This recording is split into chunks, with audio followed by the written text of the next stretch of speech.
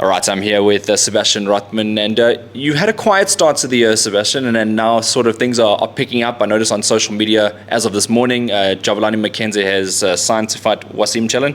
How are you doing, and how did that all come about? Hi, Hayden. Yeah, all good here. We've started slowly, you're correct. But after the second house tournament and the Boxing 5 tournament, we had 4 guys fighting in 2 weeks. It was an unbelievable thing. And at the moment, it's all about Javani getting a SA title fight. Talent Below is also involved with the Super 8. So finally, we're getting busy.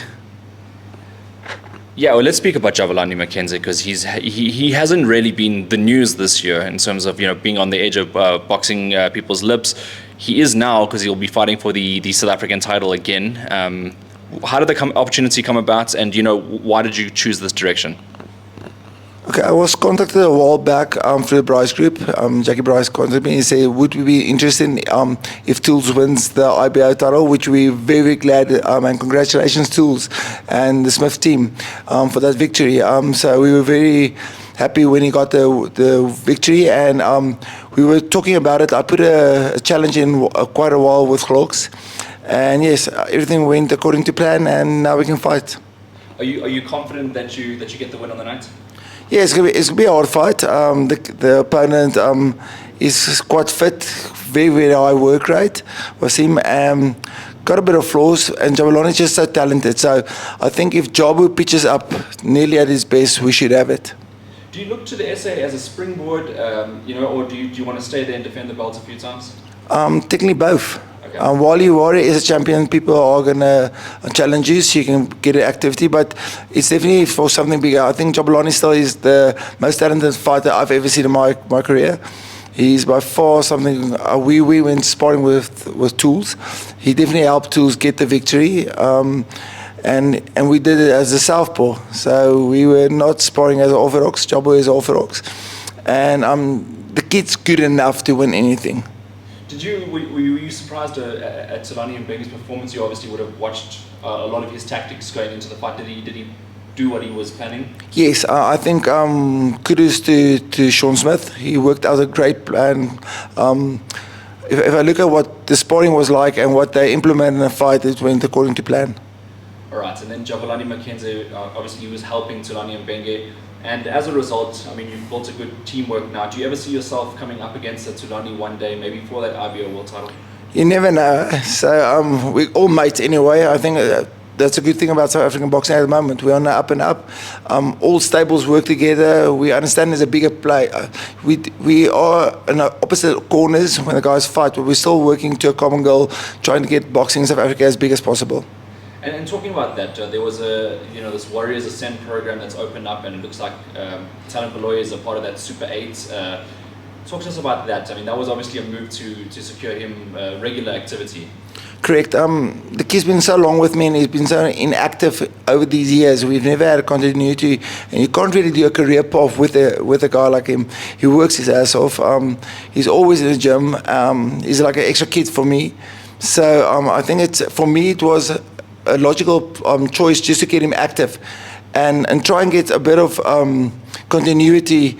The fight he lost against Katlego, I would still say it's inactivity didn't do us anything, any favors at that stage. Do you see him, if he's an active boxer, being one of the special boxers in South Africa? Definitely.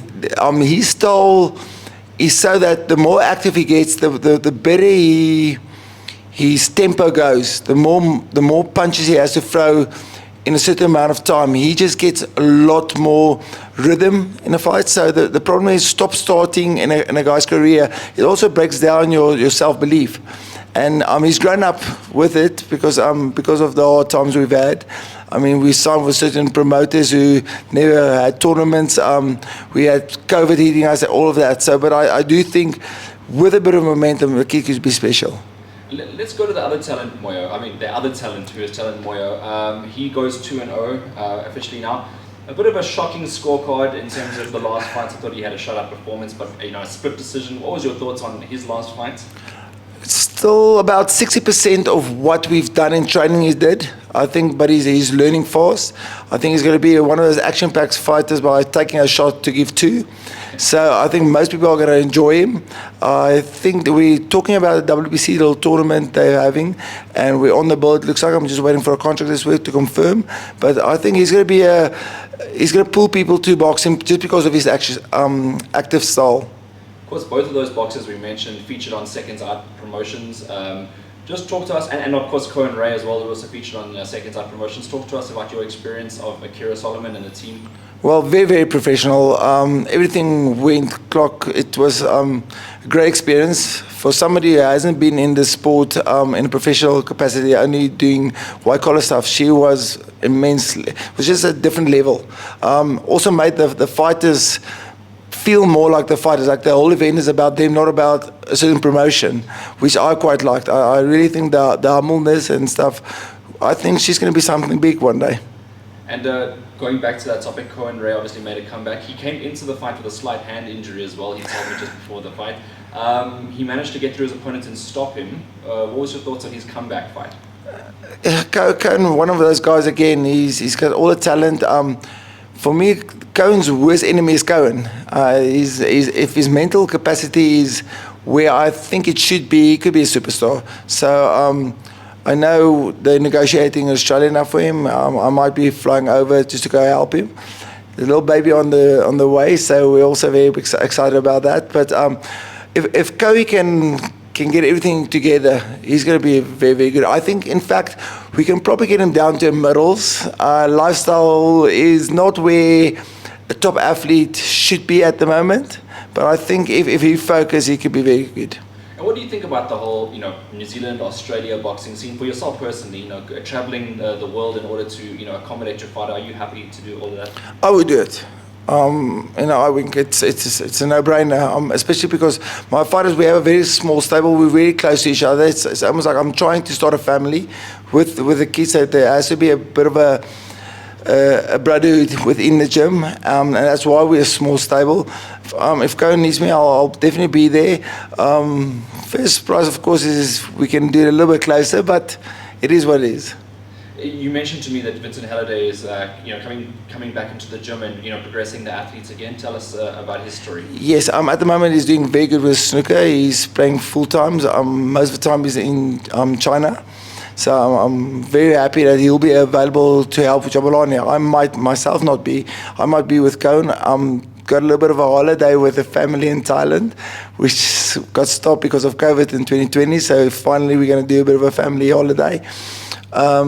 Vincent will be back soon, again helping us all. For me, it doesn't matter who's in a corner as long as the fighters trust us, and it's more about the process anyway. Yeah, and the Javani's worked extensively with Vincent as well in the past, so he should be very comfortable in the ring. Correct. I think they almost, as a coaching pair, they're almost closer than what I'm in with Jobs. I mean, Jobs is like family to us, and we're all close. But I think certain criteria, the way Vincent brings it across to Jobs, is probably a bit better than what I do. And now let's go to John Paul Khanani as well, JP. His last performance, possibly not a great one in the eyes of many spectators, even on commentary. I thought it was a bit under par. What did you think of his performance, and what do you think happens next? Okay, it's a blessing in disguise. Firstly, when I drive to a destination, I usually have my boxers with me.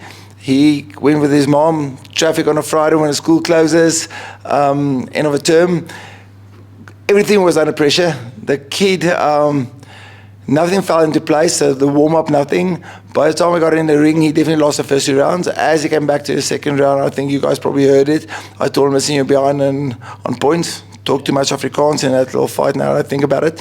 But, and he upped his game. He did the adjustments that he had to do, got the draw, which I think it's a good thing for the future. If you can overcome and make adjustments in a fight at an early career, at an early part of your career, that shows something. You got something in your armor which not everybody has. What would you want to do next with him? Would love a rematch. I would love a 6-rounder. I am in negotiation for something in Pretoria. So myself and Akira, we'll be talking to the Bulls. So there might be something early in the year, which I'm quite excited about. So if I can have him in Pretoria fighting in front of his own fans at the Bulls, that would be first prize. And you got some young members on your team as well. Are we expecting to turn any of them pro next year? I think the year after. The year after. We one more year. I'd rather have them a little bit longer fighting amateurs. I do think the amateur scene needs to up it next year. I myself want to get more involved with the coach. You know, it doesn't help you blame the amateur clubs. The reason why I made it as a professional and why I love the sport so much. So we need to start putting ourselves out there and helping them. And I think if we can start doing that, I think amateur boxing, if we can get a kid to Olympics or win a medal, it's going to up the program. And for you personally, any goals that you want to achieve before the end of the year? There's a lot. I don't really want to say them on air, but as a coach, as a human being, there's a lot of stuff I need to change. I think as I get older, it's a lot easier because you realize who you are at 50. You don't have to compensate a bit.